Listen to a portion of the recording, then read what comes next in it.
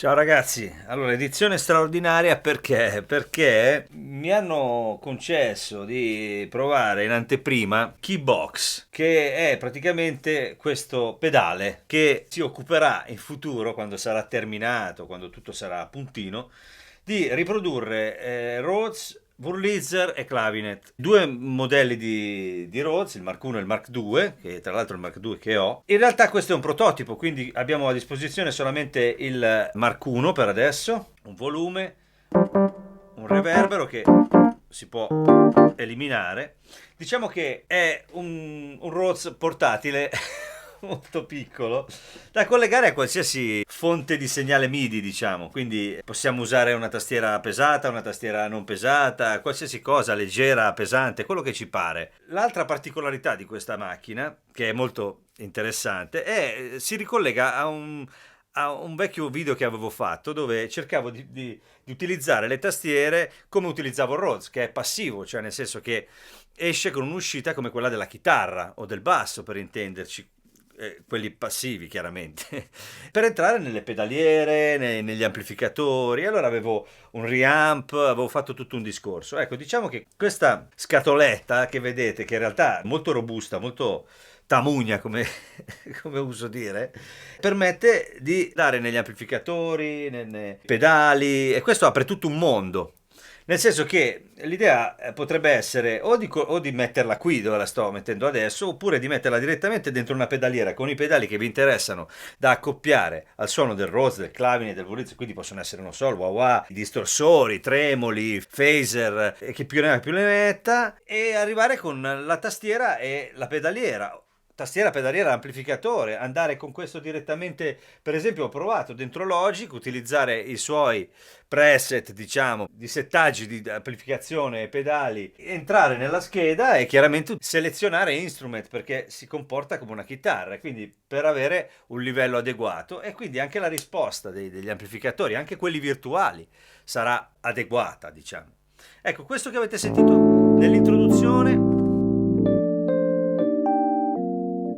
è il suono di base. Ora passiamo all'utilizzo che in realtà è quello più eccitante di questo pedale. Che io prima di tutto voglio ringraziare Emidio, che mi ha contattato, ci siamo sentiti tramite amici e mi ha chiesto di provarlo e di dirgli che cosa ne pensavo, quali sono le cose che ancora sono in fase di sviluppo e quelle che invece potranno essere delle ulteriori fasi di sviluppo. Insomma, prima di parlare di questi argomenti vorrei farvi capire un po' qual è il senso di questa cosa. Dell'edizione straordinaria riguarda il fatto che questo è un Kickstarter. Loro stanno cercando di promuovere il loro prodotto e di in qualche modo a produrlo. E quindi, siccome mancano 15 giorni al termine del Kickstarter, dove non pretendono chiaramente di arrivare alla cifra che gli serve, ma magari di trovare qualcuno che gli dia una mano, mi hanno chiesto se fai il video prima, magari parlane. E io ve ne parlo, nel senso, troverete questo prototipo in sviluppo e se volete aiutarli potete acquistarlo prima che venga prodotto, come succede con tutti i Kickstarter. Dico questo perché ho trovato Emilio una persona, è un signore, non è un ragazzo, e quindi ha un approccio nello stesso tempo moderno ma anche all'antica. Mi è sembrata una persona molto onesta e quindi insomma credo che aiutarli sia una buona cosa per chi volesse e avesse bisogno di un Rhodes portatile, diciamo tra virgolette. Ora mi collegherò all'amplificatore che ho dentro l'armadio, come alcuni di voi sanno, quelli che mi seguono, e proveremo a utilizzarlo un po' come se fosse una chitarra, insomma, come abbiamo fatto già in passato, però con uno strumento che è già predisposto per farlo. A dopo.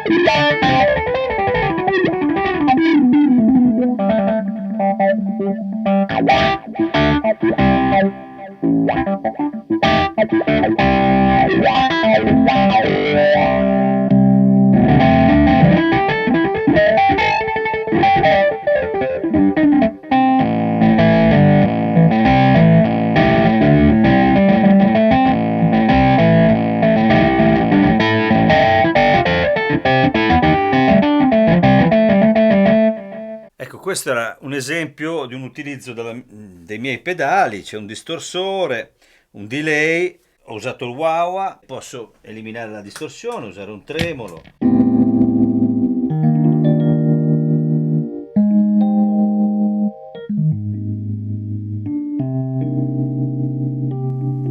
Regolando semplicemente i pedali come preferisco.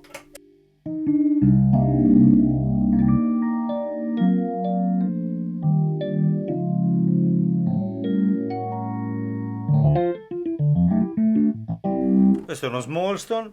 Poi chiaramente ora siamo ancora in fase progettuale, quindi Nel senso, questo è l'idea di utilizzo principale. Ripeto, il fatto che abbia questo formato è molto intelligente perché in realtà si può accoppiare ai pedali oppure si può, come dicevo, mettere sopra la tastiera in questo modo per avere tutto. Cambierà il suono tra Mark 1, Mark 2, Wurlitzer e Clavinet in questo modo. E mi hanno detto che tutti i campionamenti saranno, loro saranno proprietari di questi campionamenti, quindi anche dal punto di vista dello sviluppo. Io, per esempio, vi faccio un esempio: l'ho chiamato e gli ho detto che secondo me, per esempio, tra questo, soprattutto quando si entra negli amplificatori,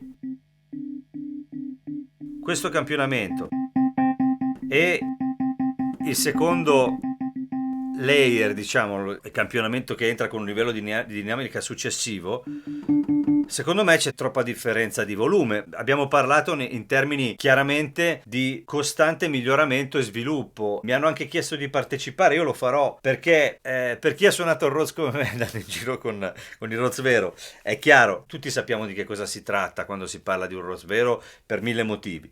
Però la possibilità di avere questi suoni in questa modalità di utilizzo live, ma anche in studio, perché in realtà in studio con i pedali, con l'amplificazione, si possono fare delle belle cose. Io la sensazione che ho è che di base il campionamento sia bello, sia gustoso.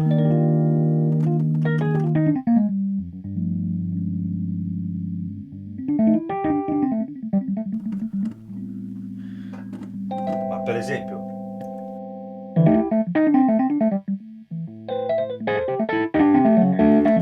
questo è il canale distorto dell'ampli. Se voglio dare acuti o meno, ho una possibilità di utilizzo che normalmente nelle tastiere si trova interna in tutti gli stage, è un lavoro che noi facciamo internamente per cercare di raggiungere quel tipo di sonorità. Qui lo possiamo fare con un approccio che è tradizionale ma moderno allo stesso tempo, perché possiamo andare in giro con questa, è una Master a 73 ma anche a 61 tasti, piccola così, questo ce l'appoggiamo sopra oppure lo mettiamo nella pedaliera e suoniamo e abbiamo un Rhodes, un Wurlitzer, due modelli di Rhodes, un Wurlitzer e un Clavinet a portata di mano con questo, e tutto quello che vogliamo metterci intorno lo possiamo scegliere noi. Ripeto, quando gli ho parlato di questo problema, secondo me sui livelli di dinamica, lui mi ha chiarito immediatamente che tutte queste cose le potremo vedere insieme, che anche la quantità di layer possibili possono aumentare, loro sono partiti da questa che è, diciamo, la base su cui più o meno tutti si stanno orientando all'interno del mercato, però hanno intenzione di fare uno strumento che sia più valido, se possibile, di quelli che ci sono. Con questa idea di sottofondo volevo fare un discorso un po' più, come sempre, filosofico. Ora, il Rhodes è uno strumento che sarà sempre di moda, ma chiaramente ora siamo nel periodo dei sintetizzatori, vedi Korg, il Volca, tutte queste cose che in realtà sono super portatili e hanno una risposta che è quella dei sintetizzatori analogici veri, perché sono analogici. Il Volca addirittura è analogico in tutto ed è una scatoletta così, e la dimensione è la stessa, però fa il Rhodes, il Wurlitzer e il Clavinet. Se a questo strumento viene permesso di essere sviluppato e arrivare ad avere un sound ancora più convincente di quello che ha adesso, migliorando in continuazione, possiamo veramente arrivare ad avere lo stesso risultato, diciamo, sonoro che possiamo avere con quel tipo di macchine in un ambito diverso, in una sfera sonora differente. Ora è chiaro che nel caso dei synth analogici piuttosto che di altri strumenti come le batterie elettroniche possiamo riprodurre realmente quella cosa per quella che è. Un Rhodes non lo puoi rimpicciolire perché non lo puoi fare piccolo da suonare, proprio per come è concepito. Ma se fai uno strumento così che puoi utilizzare in questo modo, con questa libertà di approccio e anche di sviluppo personale del proprio sound, del proprio suono, perché quella è la cosa più importante, diventa tutto interessante e alla portata, tra virgolette. Ora io non conosco il prezzo, non vorrei dire stupidaggini, e niente, io spero che questa mia, diciamo, anteprima possa servire per interessare chi è amante di questi strumenti, perché non è solo un Rhodes ma è anche un Wurlitzer e un Clavinet. Ultima cosa che volevo dirvi è che il livello di uscita, tra l'altro, è gestibile, quindi Questo per facilitare anche gli approcci dei vari strumenti che ci saranno dentro, perché io adesso ho raggiunto più o meno un livello che è quello che normalmente utilizzo quando utilizzo il Roze, ho visto che la risposta era la stessa, ma se dovessi utilizzare un Wurlitzer probabilmente lo toccherei. Io vi ringrazio come sempre, vi saluto, vi lascio con un po' di accordi e anche magari un po' di rock and roll, perché no?